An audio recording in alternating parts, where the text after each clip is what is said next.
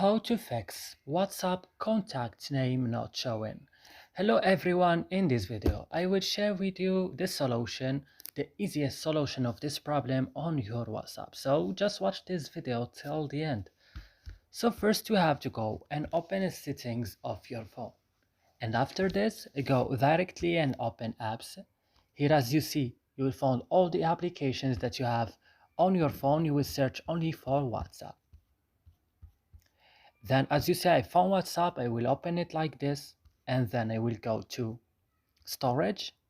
On storage, I will go to the last button in the bottom of the screen, clear data. Click OK. Also, I will click on, on clear cache here, and go back and click on force stop, and click OK also.